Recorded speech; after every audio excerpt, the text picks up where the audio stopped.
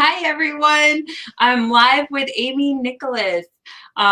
We were laughing because I was about to say, hi, Merch Money, but I'm actually on my personal channel. So if you guys are watching this and you didn't notice that, I am on my personal channel. So make sure you subscribe.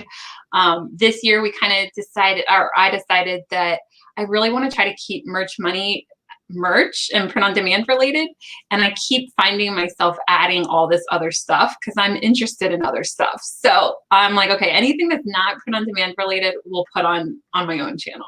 So but anyway, welcome, Amy. How are you? Thank you, Helen, for having me on. Happy 2021. Yes. So I met Amy, oh my gosh, like 2018, maybe 2017. I was in all the same Facebook groups as her, all print on demand related. And her posts were always like positive.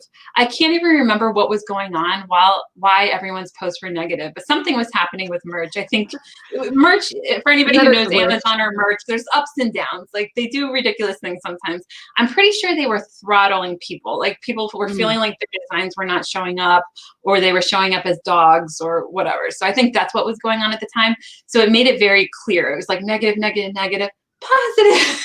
And I was like, who is this Amy Nicholas?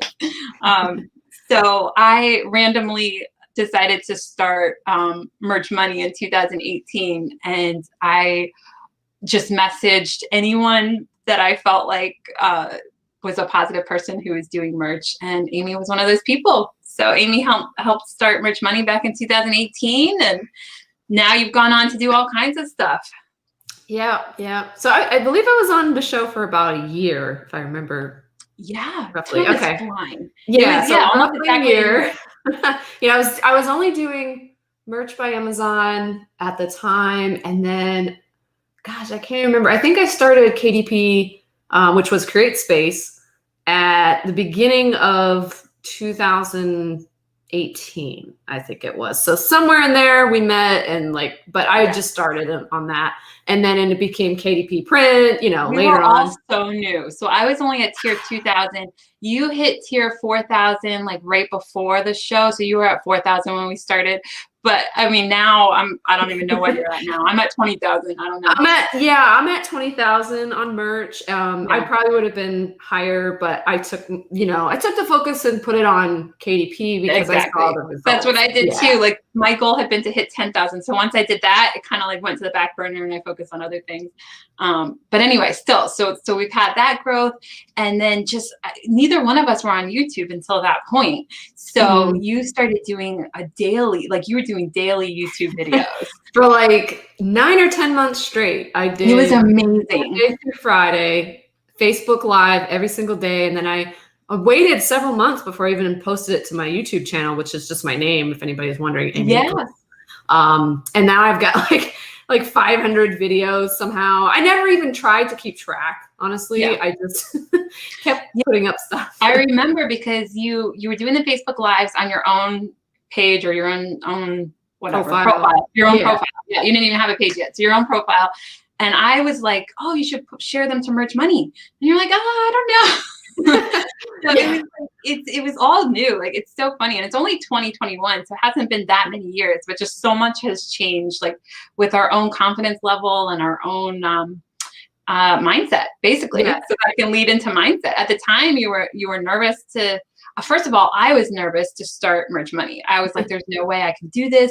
So for anyone who doesn't know, the Merch Money group started with 5 people. And the reason it was 5, I had only wanted one other person to do it with me, but I was so insecure and I thought that everyone would say no, that I messaged a whole bunch of people at once and like hid. And then everybody said yes. I just like hit send, and then I was just like, oh my God, what did I do? And then everyone said yes. And I was like, oh my God, what am I going to do now? But it was fun. It was great. But it's so funny how you go back and think of like where both of our mindsets were back then and then where we are now. And hopefully, where we'll be in a few years. It's one of those things where there's no like end.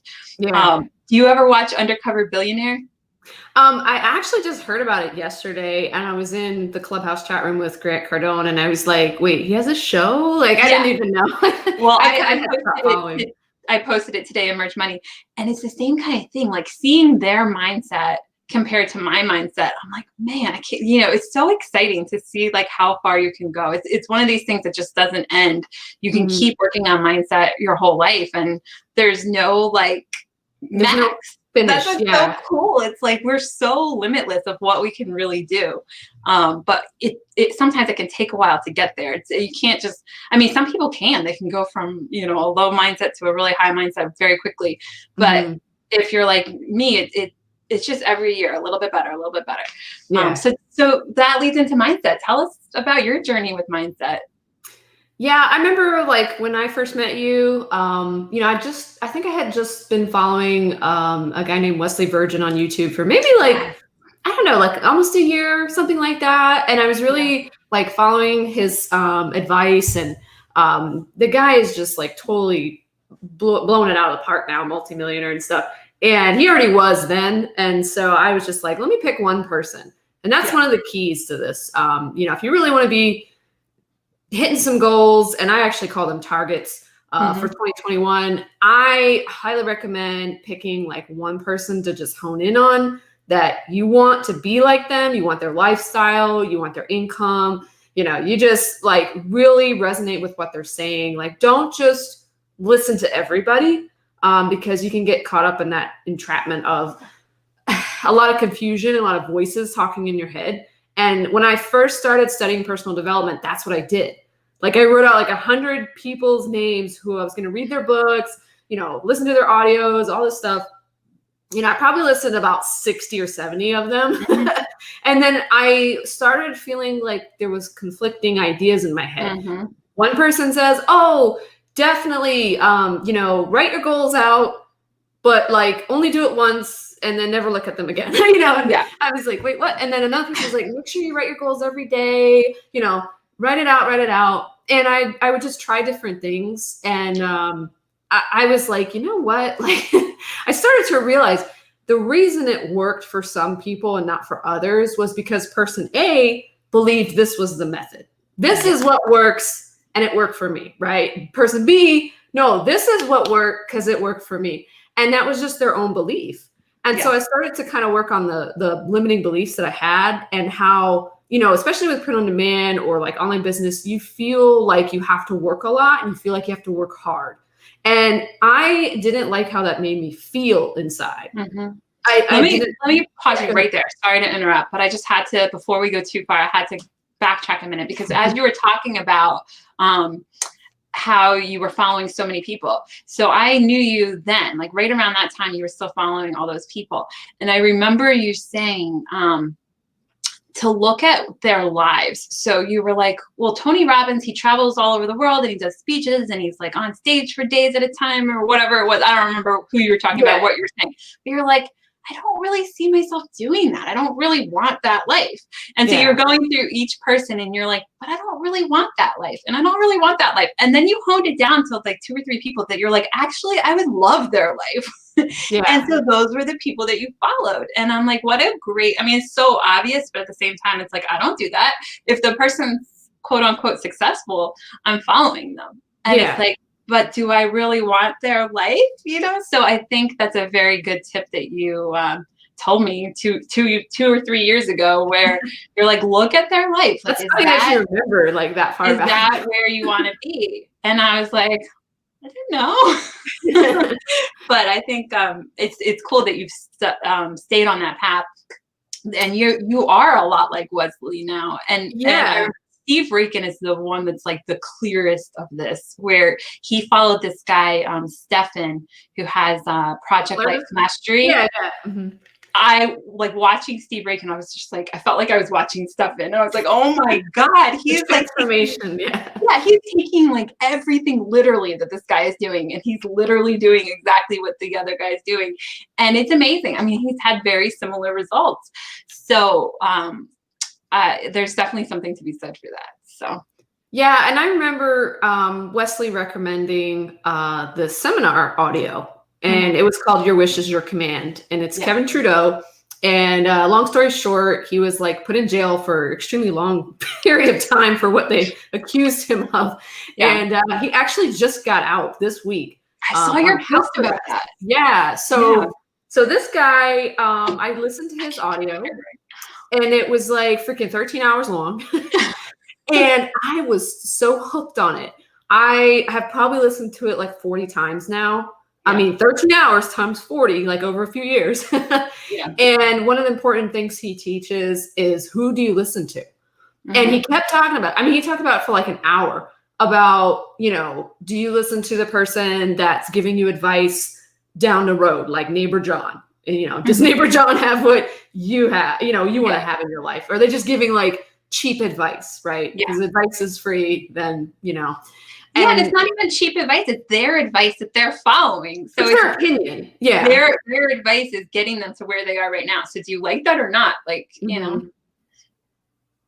But, is there any, I just realized I had it on the private chat, not the comments. I didn't know there's any comments coming in. I think since this is on my channel and I haven't really gone too many lives on it, I did share it to Merge Money and I did share it to the page and stuff, but I think we're probably going to not get as many. But if you're watching, definitely comment and ask questions and all of that. But what else was I going to say along those lines? So it's been fun because you're really been learning all of these years. So now it's like becoming more and more of a focus for you. What are just some tips that you've learned in the last couple of years? Like what are some of the key things that you think would really help people in 2021?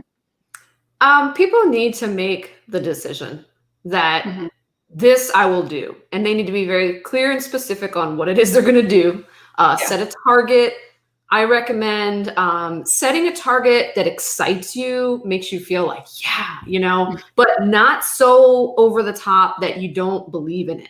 If you set a target and it's exciting, but then you're like, oh, I just don't know how I'm going to do that, then it's too far out of your belief right now. Yeah. You know, maybe later, again, that all things are possible, but right now you should focus on the more closely believed, you know, ideal that you have and set that as your target. You know, if it's an income thing, just drop it down a few notches until you feel like, yeah, I don't know exactly how I'm going to do this, but I'm going to do it. That's it, period. And making that decision, you know what I mean? And why do you think that's helpful? Do you feel like it's helpful to build wins along the way, like things that you accomplish? Do you feel like that helps your confidence, or what is your reason? Yeah. You want to have those little successes along the way, you know, little mini wins and stuff. Make it easy for yourself to have those. Don't be like, oh my gosh, I gotta freaking, you know, make 10K a month on print on demand or else I'm a loser or something. It's like, there's some people that just have, they're too hard on themselves. And I was one of them. Yeah. And I heard people that I followed and that I trusted their advice say that you're creating a resistance around your target, because what's happening is you're actually counteracting the law of attraction. You're like, okay, this is what I want, but, you know, and you're starting to feel resistance about it because you don't believe in it, you know, and that resistance is blocking you from actually hitting your goal. If you feel in any sense that, you know, you're strained about it, it's hard, it's overwhelming, take a break. You know, if you're working, take a break, get away from it, go for a walk, meditate, do something that gets your mind off of things. Because I've noticed a lot of times when I just stop thinking about what I'm thinking about, the solution will come, or something, you know, door opens somehow. That's what I need. Or again, readdress your target and maybe drop it down to where you believe in it. Okay, perfect. I like the taking a walk thing. That's something that you've done religiously, taking a walk every day, right? Or almost every day. Well, now it's around our property instead of like through the neighborhood, and I don't have any signal. So I can't do my walks and my lives like I used to be able to. But I still walk a lot. I break it up into segments now, which I feel is actually healthier. I walk for 10 to 20 minutes, play with the dogs multiple times throughout the day. I used to go for like these, 45 minutes to an hour, one time a day walk. But this I found to be better for my productivity and just sort of that mental break, Yeah, because you really do need a break throughout the day. Like if you're really focused, you got to break it up a little bit and let your brain like process things and get ideas and stuff. Sometimes if you're too focused, then you can't even think of a new idea because you're focused on that idea or that task that you're working on. So I think that's great advice to get out there, take a walk.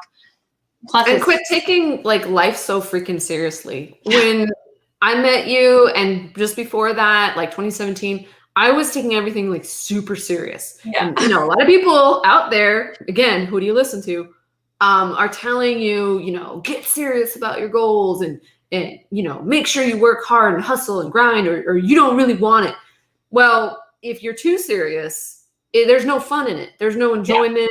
And what I've learned from listening to Rhonda Byrne from The Secret, Joe Vitale, Bob Proctor, these people teach, the love of doing things. Yeah. And it's such a better feeling when you're going, into your dreams and you're going to create better, easier, and faster versus, I gotta do this. I was the same way. Oh my gosh.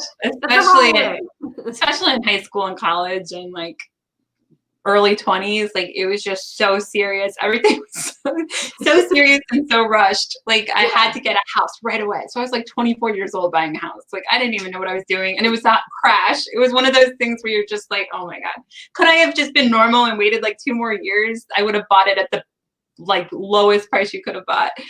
But anyway, there's something good about that energy too, in a way. Like it got me to where it got me. Perception, yeah. For me though, I would still be exactly like that. The only reason that I'm not is because I had such a major, I don't know what you want to call it, like a crashing point or low point or rock bottom. There we go. Rock bottom of like infertility for me. It was something that lasted for years and it was so intense. And it didn't matter how much I spent, how many doctors I went to, even like Eastern medicine, Western medicine. I did everything, acupuncture, like anything you could think of. And nothing was working. So it kind of made me like face, is my self-esteem based on accomplishing goals? And at that time it was. Plus I had never like dealt with depression or any other things that were underlying. Like I could live with depression as long as I was succeeding in all these different things, because I could keep depression kind of at bay, because I'm like, well, I am proud of myself. I am like doing well at work and I bought a house and I did all these things. So I was able to like live with depression and have it be like not affecting my life. So I didn't realize I even had it. Mm-hmm. But when you face something that's like, for me, like it was just like everything I thought my life would be was just over. So it was, and that I just wasn't able to accomplish something no matter what I did. And that had never crossed my mind, that you could actually have something that could come up in your life that you can't accomplish. So that trying harder. Just try harder, just do more, just work more, like figure it out. So that really made me realize, like, no, you have to separate yourself out from achievements and realize like you can be happy like as a person too. So now, like after that was like several years going through all that. But after that, from like late 30s, well, I guess I'm still in my late 30s. I'm only 37, but I guess like 32 to 37 or so, I still work hard. I still have goals, but it's not quite the same where it's like this, like such intense pressure to hit the goal or like life's over. It's like, it's more like, no, this is fun. It's fun to grow as a human being. It's fun to achieve things, but it's not like this life or death situation. Like, and that's the key. You just said it. That's the key to actually achieving something, is to not hold such a death grip on it. You have to be willing to let it go. I learned that with some of my goals, because, I was like wondering why things wouldn't happen, after having a goal for a really long time and then wondering like, why isn't it happening? I was like, I was too fixated on this particular outcome. Yes. And then when I listened to like Your Wish is Your Command, and he was like, back it up and go more general and focus on the feeling that you want. Because really it's just about feelings. It's not, oh, I got this goal achieved, I got this money earned, I won this award, whatever. It's about the feeling that you want from that. And so if you focused on that instead of just, oh, it can only happen this one way. Yeah, exactly. Then it'll happen. And I think just allowing yourself to be like, how you feel matters. Like you're like, okay, I'm going to take a break and take a walk. Like I just didn't even have that mindset. Like to me, like feelings didn't matter at all. It's like, no, you just have to accomplish something. I didn't care if I was tired. stressed out. Like none of that mattered. I'm like, okay, so who cares if I'm stressed out and tired? Like that wasn't something that I thought about. I only thought about who were you listening to, Helen, during this time? I wasn't listening to anybody during that time. I had no clue that I had any kind of problem. I didn't think that there was anything wrong with that. Like I didn't think about how I felt.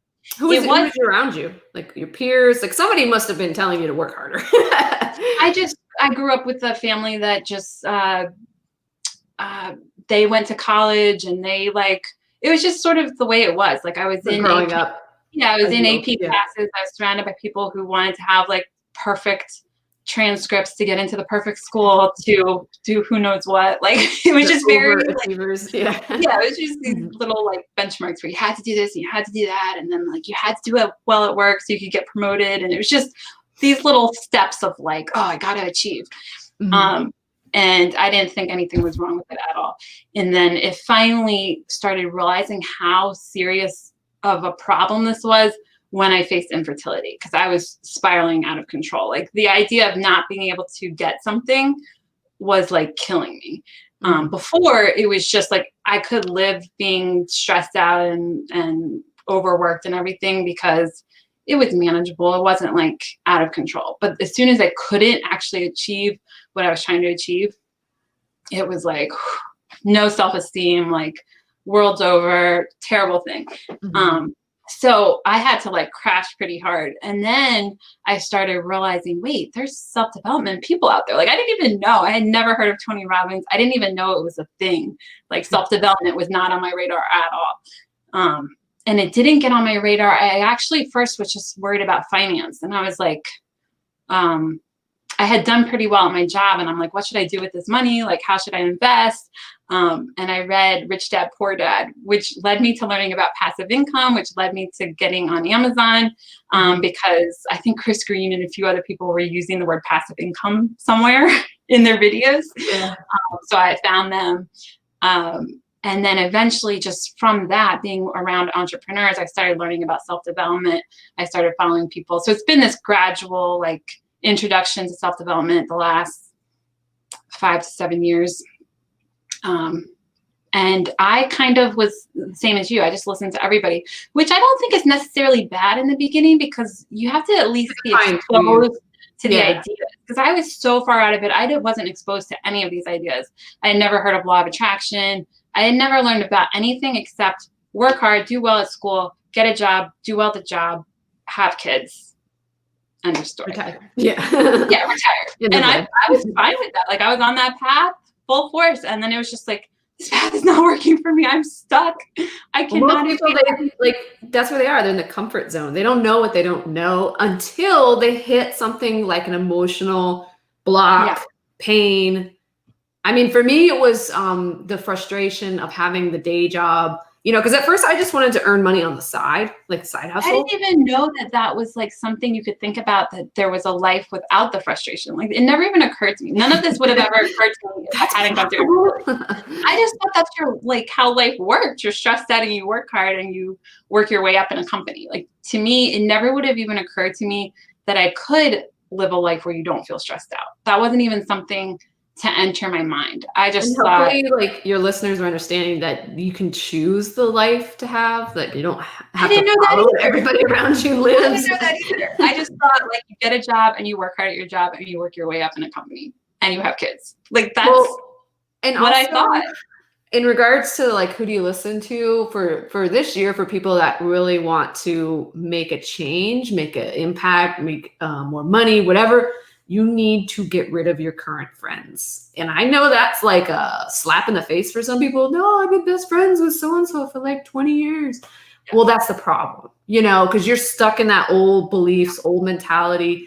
And, I got to a point where I literally I didn't associate with like anybody from my past, because there was really nobody worth associating, because I was on a level of, I'm going somewhere and I have these kinds of things I want to talk about that inspire me. And if you stay back behind there with the, like, I'll call them like the low level people, but you know what I'm saying? Well, it's just you're going to drag you down. Not thinking the same way that you're thinking. So no, and it's perfectly okay to not have the same friends now as you did 5, 10, and 20 years ago. it keeps growing. Like this is not something that stops. So even the new friends that you make, eventually you gotta like You upgrade cannot go again. them. Yeah. But it's like what I was starting to say is like I was following everybody in the beginning because I just needed to know what was out there and what these new concepts were. I think that's okay because it starts to build like this. It's like learning a whole new world. Like sometimes you do have to travel and see the world. Like you do have to experience different things.